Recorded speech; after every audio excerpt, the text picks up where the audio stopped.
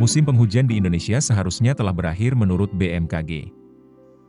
Berdasarkan Badan Meteorologi, Klimatologi, dan Geofisika, BMKG, musim penghujan di Indonesia umumnya dimulai pada akhir tahun dan berlangsung hingga awal tahun berikutnya, yaitu sekitar Oktober hingga Maret.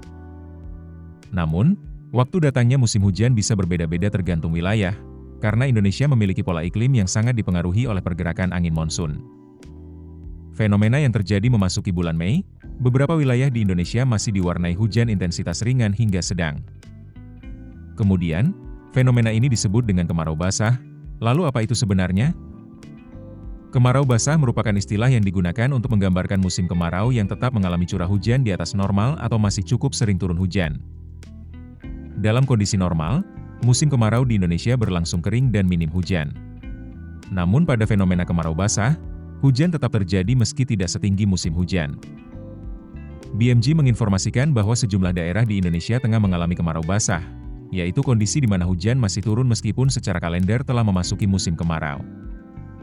BMKG memperkirakan fenomena ini akan berlangsung hingga akhir musim kemarau pada Agustus 2025. Setelah itu, Indonesia diprediksi memasuki masa transisi atau pancaroba pada September hingga November 2025, sebelum musim hujan dimulai pada Desember 2025 dan berlangsung hingga Februari 2026. Ada beberapa penyebab terjadinya kemarau basah pada bulan April hingga Agustus. 1. Pengaruh La Nina. La Nina menyebabkan peningkatan curah hujan di wilayah Indonesia karena suhu permukaan laut di Samudra Pasifik bagian tengah dan timur menjadi lebih dingin dari normal.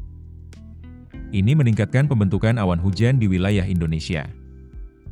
2. Peningkatan aktivitas monsun Asia atau angin timur.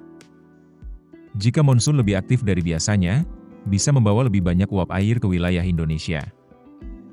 3. Pengaruh suhu muka laut yang hangat di perairan Indonesia. Perairan yang lebih hangat memicu penguapan lebih tinggi sehingga pembentukan awan hujan lebih intensif, meskipun sedang musim kemarau.